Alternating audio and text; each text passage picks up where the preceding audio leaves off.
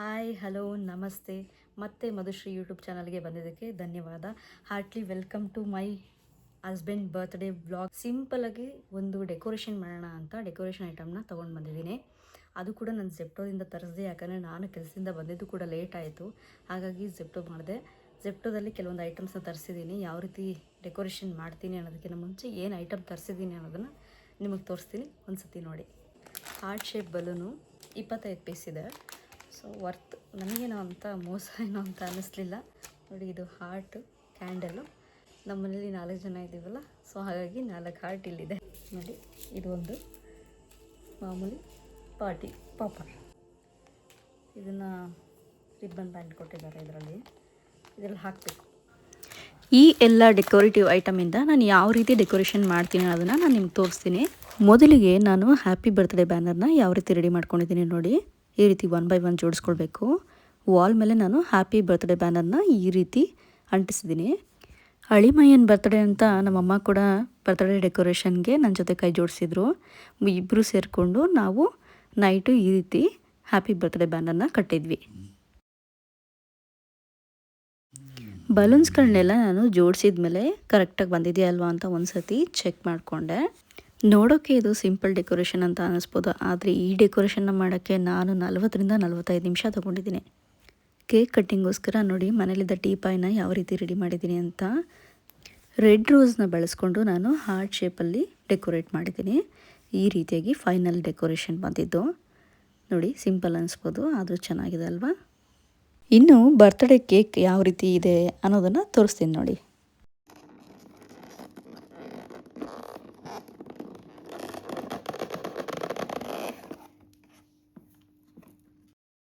Red velvet ice cake ಇದು. Have ಮೋರ್ನ special cake ಇದು. ಇದು ಕೂಡ ನಾನು ಜೆಪ್ಟೋದಲ್ಲೇ ಆರ್ಡರ್ ಮಾಡಿದ್ದು. ನೋಡಿ, ಜೆಪ್ಟೋದವರು ಯಾವ ರೀತಿ ಕ್ಲೀನಾಗಿ ತಂದುಕೊಟ್ಟಿದ್ದಾರೆ ಅಂತ. ಎಲ್ಲೂ ಕೂಡ ಹಾರ್ಟ್ ಶೇಪು ಡ್ಯಾಮೇಜ್ ಏನಾಗಲಿಲ್ಲ, ತುಂಬಾ ಚೆನ್ನಾಗಿ ಬಂತು. ಈ ಕೇಕ್ನ ನಾನು ಹಾರ್ಟ್ ಶೇಪ್ ಪೆಟಲ್ ಇದೆಯಲ್ಲ ಅದರಲ್ಲಿ ಪ್ಲೇಸ್ ಮಾಡಿದೆ. ಆಮೇಲೆ ಹಾರ್ಟ್ ಶೇಪಿನ ಕ್ಯಾಂಡಲ್ನ ನಾನು ಕೇಕ್ ಮೇಲೆ ಇಟ್ಟು ಡೆಕೋರೇಷನ್ ಮಾಡಿದ್ದೀನಿ. ನೋಡಿ ಯಾವ ರೀತಿ ಮಾಡ್ತಾಯಿದ್ದೀನಿ ಅಂತ.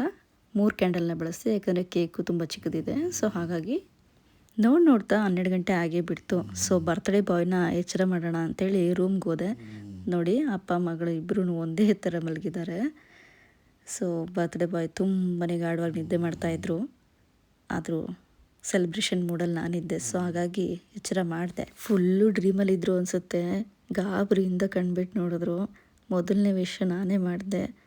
ಸೊ ಅವ್ರಿಗೆ ಏನಾಗ್ತಿದೆ ಅನ್ನೋದು ಗೊತ್ತಾಗಲಿಲ್ಲ. ಆಮೇಲೆ ಸೆಲೆಬ್ರೇಷನ್ ನಡೆಯುತ್ತೆ ಬನ್ನಿರಿ ಅಂತ ಕರೆದೆ. ನೋಡಿ ಹೇಗೆ ಹಾಲಲ್ಲಿರೋ ಡೆಕೋರೇಷನ್ ನೋಡಿ ರಿಯಾಕ್ಷನ್ಸ್ ಕೊಡ್ತಾ ಇದ್ದಾರೆ ಅಂತ. ಅವ್ರದ್ದೊಂದು ಸ್ಮೈಲ್ ಬಂತು. ಸೊ ಅಲ್ಲೇ ನನಗೆ ಏನೋ ಸಾಧನೆ ಮಾಡಿದ ಖುಷಿ ಬಂದುಬಿಡ್ತು. ಕಣ್ಣು ತುಂಬ ನಿದ್ದೆ ಇಟ್ಕೊಂಡು ಆದರೂ ಕೇಕ್ ಕಟ್ಟಿಂಗಿಗೆ ಬಂದರು. Heart shape balloon, heart shape candle, heart shape cake ಇದೆಲ್ಲ ನೋಡಿ ಒಂದು ರೀತಿ ಖುಷಿಪಟ್ಟರು. ಖುಷಿಯಿಂದ ಎಲ್ಲರೂ ಕೇಕ್ ಕಟ್ಟಿಂಗ್ ಮಾಡಿದ್ವಿ. ಅವರು ಕೇಕ್ನ ನೋಡಿ ನಾರ್ಮಲ್ ಕೇಕ್ ಅಂತಲೇ ಅಂದ್ಕೊಂಡಿದ್ರು. ಆಮೇಲೆ ಕೇಕ್ ಕಟ್ ಮಾಡಿದ್ಮೇಲೆ ಗೊತ್ತಾಯ್ತು ಅದು ಐಸ್ ಕೇಕ್ ಅಂತ. ಇದಿಷ್ಟು ಮಿಡ್ ನೈಟ್ ಬರ್ತ್ಡೇ ಸೆಲೆಬ್ರೇಷನ್ ಕಥೆ. ಆದರೆ ಬೆಳಿಗ್ಗೆ ಎದ್ದ ನನ್ನ ಮಗಳು ಅವ್ರ ಅಪ್ಪನಿಗೆ ಯಾವ ರೀತಿ ವಿಶ್ ಮಾಡಿದ್ಲು ನೋಡಿ. ಅಪ್ಪನಿಗೆ ಮಗಳು ಸ್ವೀಟ್ ತಿನ್ಸಲ್ಲು, ಅಪ್ಪ ಮಗಳಿಗೆ ಸ್ವೀಟ್ ತಿನ್ಸಿದ್ರು. ಇಬ್ಬರು ಪರಸ್ಪರ ಸ್ವೀಟ್ ತಿನ್ಸ್ಕೊಂಡ್ರಲ್ಲ ಅಂತೇಳಿ ನಾನು ನೋಡ್ತಾ ಇದ್ದಕ್ಕೆ ಕೊನೆಗೆ ನನಗೂ ಇರಲಿ ಅಂತ ಸ್ವೀಟ್ ತಿನ್ನಿಸ್ಬಿಟ್ರಪ್ಪ. ಬರ್ತ್ಡೇ ಪ್ರಯುಕ್ತ ನಾವೆಲ್ಲರೂ ರೆಡಿಯಾಗಿ ದೇವಸ್ಥಾನಕ್ಕೆ ಹೊರಟ್ವಿ. ದೇವಸ್ಥಾನಕ್ಕೆ ಹೋಗೋಕ್ಕೂ ಮುಂಚೆ ಹಿರಿಯರ ಆಶೀರ್ವಾದ ಇರಲಿ ಅಂತ ನಾನು, ನಮ್ಮ ಯಜಮಾನರು, ನನ್ನ ಮಗಳು 3 ಜನನೂ ನಮ್ಮ ತಾಯಿ ಕಾಲಿಗೆ ಬಿದ್ದು ನಮಸ್ಕಾರ ಮಾಡ್ಕೊಂಡ್ವಿ. ನಮಸ್ಕಾರ ಮಾಡಿಕೊಂಡು 2 ವೀಲರ್ನ ತೊಗೊಂಡು ನಾವು ದೇವಸ್ಥಾನಕ್ಕೆ ಹೊರಟ್ವಿ. ನಮ್ಮ ಮನೆಯಿಂದ ತುಂಬಾ ಹತ್ತಿರವಾಗಿರೋ ದೇವಸ್ಥಾನ ಅಂತಂದರೆ ನಿಮಿಷಾಂಬ ದೇವಸ್ಥಾನ. ರಾಜರಾಜೇಶ್ವರಿ ನಗರದಲ್ಲಿರುವಂಥ ನಿಮಿಷಾಂಬ ದೇವಸ್ಥಾನಕ್ಕೆ 3 ಜನನೂ ಗಾಡಿಯಲ್ಲಿ ಹೊರಟ್ವಿ. ಈ ದೇವಸ್ಥಾನಕ್ಕೆ ನಾವು ಅವಾಗವಾಗ ಹೋಗ್ತಾನೆ ಇರ್ತೀವಿ, ಯಾಕಂದರೆ ಈ ನಿಮಿಷಾಂಬ ದೇವಸ್ಥಾನದ ವಿಶೇಷತೆನೇ ಆಗಿದೆ. ಈ ದೇವಸ್ಥಾನದ ವಾಸ್ತುಶಿಲ್ಪ ಮತ್ತು ವಿನ್ಯಾಸ ಹೇಗಿದೆ ನೋಡಿ. ಕೆಂಪು ಲ್ಯಾಟರೈಟ್ ಕಲ್ಲುಗಳನ್ನು ಬಳಸಿ ಈ ದೇವಸ್ಥಾನನ ನಿರ್ಮಿಸಿದ್ದಾರೆ.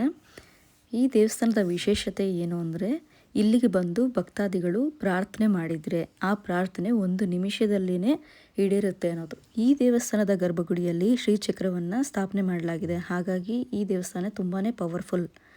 ಅದು ನಮ್ಮ ಅನುಭವಕ್ಕೆ ಕೂಡ ಬಂದಿದೆ. ಹಾಗಾಗಿ ನಾವು ಪದೇ ಇಲ್ಲಿಗೆ ಬರ್ತಾನೆ ಇರ್ತೀವಿ. ದೇವಸ್ಥಾನದಲ್ಲಿ ಪೂಜೆ ಅರ್ಚನೆ ಎಲ್ಲ ಆಗ್ತಿದ್ದಂಗೆ ಹೊಟ್ಟೆ ಕವ ಅನ್ನೋಕ್ಕೆ ಶುರುವಾಯಿತು. ಹತ್ತಿರದಲ್ಲಿರೋ ಒಂದು ಹೋಟೆಲ್ಗೆ ಹೋದ್ವಿ. ಅಲ್ಲಿ ಮಸಾಲೆ ದೋಸೆ ಮತ್ತು ಬಿಸಿಬೇಳೆಭಾತ್ ಆರ್ಡ್ರ್ ಮಾಡಿದ್ವಿ. ಆರ್ಡರ್ ಮಾಡಿದ 5 ಮಿನಿಟ್ಸ್ಗೆ ನಮಗೆ ಟಿಫನ್ ಸಿಕ್ತು. ಸೊ ಟಿಫನ್ನ ತಿಂದುಬಿಟ್ಟು ಸೀದಾ ಗಾಡಿ ತೊಗೊಂಡು ನಾವು ಅಲ್ಲಿಂದ ಸಿನಿಮಾ ಹಾಲ್ಗೆ ಬಂದ್ವಿ.